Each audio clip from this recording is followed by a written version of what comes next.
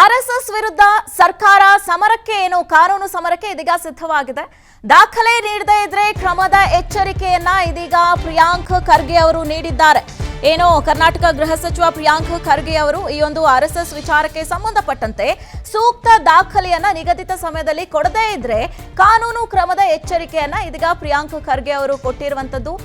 ಸಂಸ್ಥೆಯ ನೋಂದಣಿ, ಹಣಕಾಸು ವ್ಯವಹಾರಗಳ ದಾಖಲೆಗಳನ್ನ ಬಹಿರಂಗಪಡಿಸಿ ಅಂತ ಈ ಸಂದರ್ಭದಲ್ಲಿ ಪ್ರಿಯಾಂಕ್ ಖರ್ಗೆ ಅವರು ಹೇಳಿದ್ದಾರೆ.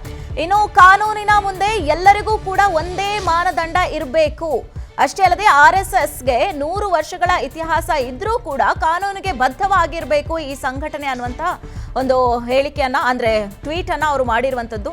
ದಾಖಲೆಗಳು ಎಲ್ಲಾದ್ರೂ ಇರಲೇಬೇಕು ಅಂತ ಪ್ರಿಯಾಂಕ್ ಖರ್ಗೆ ಅವರು ವ್ಯಂಗ್ಯವನ್ನ ಕೂಡ ಮಾಡಿದ್ದಾರೆ. ಆರ್ಎಸ್ಎಸ್ ವಿಚಾರಕ್ಕೆ ಸಂಬಂಧಪಟ್ಟಂತೆ ಗೃಹ ಸಚಿವ ಪ್ರಿಯಾಂಕ್ ಖರ್ಗೆ ಅವರು ಟ್ವೀಟ್ ಮಾಡಿ ಈ ಒಂದು ವಿಚಾರವನ್ನ ಸೂಕ್ತ ಸಮಯದಲ್ಲಿ ನಿಗದಿತ ಸಮಯದಲ್ಲಿ ದಾಖಲೆಗಳನ್ನ ಕೊಡಬೇಕು ಅನ್ನುವಂಥದ್ದನ್ನ ಕೇಳಿದ್ದಾರೆ. ಸಂಘಟನೆಯ ಸ್ಥಾಪನೆ ಯಾವಾಗಾಯಿತು, ನೋಂದಣಿ ವಿಚಾರಕ್ಕೆ ಸಂಬಂಧಪಟ್ಟಂತೆ ಹಾಗೆ ಆರ್ಥಿಕ ವಹಿವಾಟುಗಳಿಗೆ ಸಂಬಂಧಪಟ್ಟಂತೆ ಸೂಕ್ತ ದಾಖಲೆಗಳನ್ನ ನೀಡದೇ ಇದ್ರೆ ಕಾನೂನು ಕ್ರಮವನ್ನ ಎದುರಿಸಬೇಕಾಗುತ್ತೆ ಅಂತ ಈಗ ಪ್ರಿಯಾಂಕ್ ಖರ್ಗೆ ಎಚ್ಚರಿಕೆಯನ್ನ ಕೂಡ ಕೊಟ್ಟಿರುವಂತದ್ದು. 100 ವರ್ಷ ಇತಿಹಾಸ ಇದ್ರೂ ಕೂಡ ದೇಶದ ಕಾನೂನಿಗೆ ಸಂಘಟನೆ ಬದ್ಧವಾಗಿರಬೇಕು ಅಂತ ಹೇಳಿದ್ದಾರೆ.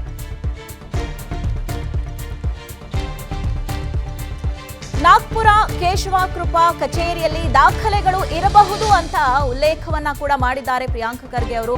ದಾಖಲೆಗಳು ಇಲ್ಲದೇ ಇದ್ರೆ ಈಗಾಗಲೇ ನನ್ನ ಮುಂದೆ ತೋರಿಸ್ತಾ ಇದ್ರು, 100 ವರ್ಷದಿಂದ ಕಾಯ್ತಾ ಇದ್ದೇವೆ, ಇನ್ನೊಂದು ತಿಂಗಳು ನಾವು ಕಾಯಬಹುದು, ಆರ್ಎಸ್ಎಸ್ ಪ್ರತಿನಿಧಿಗಳೊಂದಿಗೆ ಬಹಿರಂಗ ಚರ್ಚೆಗೆ ಸಿದ್ಧ ಅಂತ ಕೂಡ ಅವರು ಈ ಸಂದರ್ಭದಲ್ಲಿ ಘೋಷಣೆ ಮಾಡಿದ್ದಾರೆ.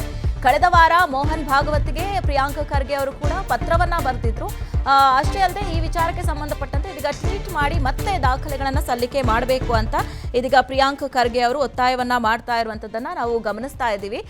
ಆರ್ಎಸ್ಎಸ್ ವಿಚಾರಕ್ಕೆ ಸಂಬಂಧಪಟ್ಟಂತೆ ಸೂಕ್ತವಾದಂತಹ ಯಾವಾಗ ಈ ಸಂಘ ನೋಂದಣಿ ಆಗಿದೆ, ಆರ್ಥಿಕ ವಹಿವಾಟುಗಳ ಬಗ್ಗೆ ಸಂಬಂಧಿಸಿದಂತೆ ಸೂಕ್ತ ದಾಖಲೆಗಳನ್ನ ಕೊಡಬೇಕು. ಇನ್ ಕೇಸ್ ಏನಾದರೂ ದಾಖಲೆಗಳನ್ನ ಕೊಟ್ಟಿಲ್ಲ ಅಂದ್ರೆ ಸೂಕ್ತ ಕ್ರಮವನ್ನ ಎದುರಿಸಬೇಕಾಗತ್ತೆ ಅನ್ನುವಂತಹ ಮಾಹಿತಿಯನ್ನ ಇದೀಗ ಪ್ರಿಯಾಂಕ್ ಖರ್ಗೆ ಅವರು ಹೇಳಿದ್ದಾರೆ.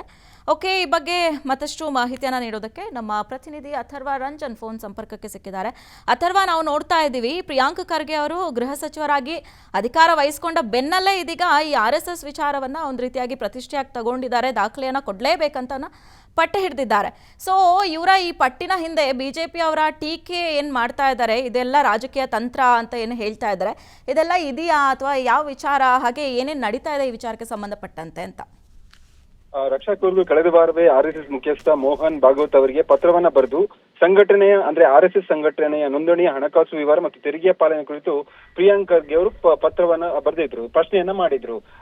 ಈಗ ಆ ಒಂದು ಪತ್ರಕ್ಕೆ ಯಾವಾಗ ಪತ್ರ ಬರೆದಾರೋ ಅವತ್ತೇ ಮೋಹನ್ ಭಾಗವತ್ ಕೂಡ ರಿಪ್ಲೈಯನ್ನ ಮಾಡಿದ್ರು. ಇದೆಲ್ಲ ಕಾಂಗ್ರೆಸ್ನವರ ಒಂದು ಗಿಮಿಕ್ ಅಷ್ಟೇ ಅನ್ನುವಂತ ನಿಟ್ಟಿನಲ್ಲಿ ಅವರು ಕೂಡ ರಿಯಾಕ್ಟ್ ಮಾಡಿದ್ರು. ಆದ್ರೆ ಅಧಿಕೃತವಾಗಿ ಅವ್ರ ಕಡೆಯಿಂದ ಪತ್ರ ಬರಲಿಲ್ಲ, ಕೇಳಿದಂತಹ ಪ್ರಶ್ನೆಗಳಿಗೆ ಉತ್ತರ ಸಿಕ್ಕಿರ್ಲಿಲ್ಲ.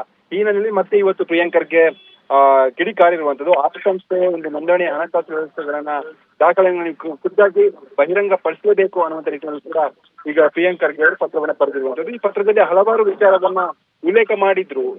ಯಾವ ದಾಖಲೆಗಳನ್ನ ನೀವು ಕೊಟ್ಟಿದ್ರಿ, ಕಾನೂನಿನ ಈ ಒಂದು ವಿಚಾರ ನಿಮ್ಗೆ ಸೂಟೇಬಲ್ ಆಗುತ್ತಾ, ಕಾನೂನು ಎಲ್ಲರೂ ಕೂಡ ಒಂದೇ ಮಾನದಂಡದ ಆಧಾರದ ಮೇಲೆ ಪ್ರತಿಯೊಂದು ಸಂಘ ಸಂಸ್ಥೆಗಳು ಭಾರತದಲ್ಲಿ ಕಾರ್ಯವನ್ನು ನಿರ್ವಹಿಸುತ್ತಿದೆ.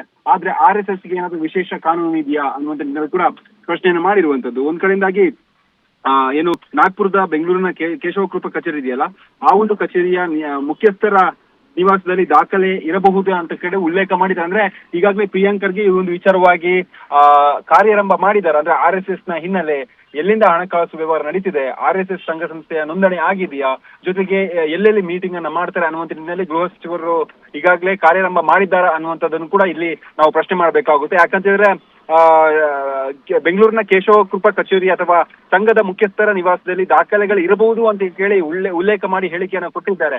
ಇದರಿಂದ ನಮ್ಗೆ ಗೊತ್ತಾಗೋದೇನಂತ ಹೇಳಿದ್ರೆ ಈಗಾಗಲೇ ಆರ್ಎಸ್ಎಸ್ ಸಂಘದ ಆ ಒಂದು ಸಂಸ್ಥೆಯ ಒಂದು ಹಿನ್ನೆಲೆ, ಇತಿಹಾಸ, ಜೊತೆಗೆ ಏನೇನೇ ವಹಿವಾಟು ನಡೆಸ್ತಿದೆಯಲ್ಲ ಇದ್ರ ಬಗ್ಗೆ ಈಗಾಗಲೇ ಕಾರ್ಯಾರಂಭ ಗೃಹ ಸಚಿವ ಹಂತದಲ್ಲಿ ಆಗ್ತಿದೆಯಾ ಅನ್ನುವಂತ ಕೂಡ ಇಲ್ಲಿ ನಾವು ಗಮನ ಹರಿಸಬಹುದು. ಈಗಾಗಲೇ ಈ ಒಂದು ಗೃಹ ಸಚಿವರ ಈ ಒಂದು ಹೇಳಿಕೆ ಈಗಾಗಲೇ ಕಾಂಗ್ರೆಸ್ ಮತ್ತು ಬಿಜೆಪಿಯಲ್ಲಿ ಸಾಕಷ್ಟು ವಾಕ್ಸಮರಕ್ಕೆ ಕಾರಣವಾಗಿರುವಂತದ್ದು. ಒಂದ್ ಕಡೆಯಿಂದಾಗಿ ಪ್ರತಿಪಕ್ಷ ಬಿಜೆಪಿ ಕೂಡ ಪ್ರಿಯಾಂಕ್ ಖರ್ಗೆ ಅವರ ವಿರುದ್ಧವಾಗಿ ಹೇಳಿಕೆಗಳನ್ನ ಕೊಡ್ತಾ ಒಂದ್ ಕಡೆಯಿಂದಾಗಿ ನೀವು ಬರೀ ಸಂಘ ಸಂಸ್ಥೆಯ ವಿಚಾರದಲ್ಲಿ ನೀವು ಮೂಗನ್ನ ತುರಿಸ್ತಿದ್ದೀರಾ, ರಾಜ್ಯದಲ್ಲಿ ಸುರಕ್ಷತಾ ವಿಚಾರವಾಗಿ ಜೊತೆಗೆ ರಾಜ್ಯದ ಸುರಕ್ಷತೆ ನಿಟ್ಟಿನಲ್ಲಿ ಯಾವ ಕ್ರಮವನ್ನ ಕೈಗೊಂಡಿದ್ದೀರಾ ಅನ್ನುವಂಥ ನಿಟ್ಟಿನಲ್ಲಿ ಕೂಡ ಬಿಜೆಪಿ ಪ್ರಶ್ನೆಯನ್ನ ಮಾಡ್ತಿದೆ. ಆದ್ರೆ ಕಾಂಗ್ರೆಸ್ ಇದೀಗ ನೇರವಾಗಿ RSS ಮುಖ್ಯಸ್ಥರಿಗೆ ಪತ್ರವನ್ನ ಬರೆದಿದ್ದೀವಿ, ಇಷ್ಟು ವರ್ಷ ನಾವು ಕಾದಿದೀವಿ, ಇನ್ನು 1 ತಿಂಗಳು ನಮಗೆ ಕಾಯೋಕೆ ಏನು ಅಡೆತಡೆ ಇಲ್ಲ, 1 ತಿಂಗಳು ಕಾಯ್ತೀವಿ, ಅದಾದ್ಮೇಲೆ ಕಾನೂನು ಕ್ರಮವನ್ನ ಕೈಗೊಳ್ಳಬೇಕಾಗುತ್ತೆ ಅನ್ನುವಂತ ವಾರ್ನಿಂಗ್ ಅನ್ನು ಕೂಡ ಕೊಡಲಾಗಿರುವಂತದ್ದು. ರಕ್ಷಾ, ಓಕೆ, ಧನ್ಯವಾದಗಳು ಅಥರ್ವ ರಂಜನ್ ತಮ್ಮೆಲ್ಲ ಮಾಹಿತಿಗಾಗಿ.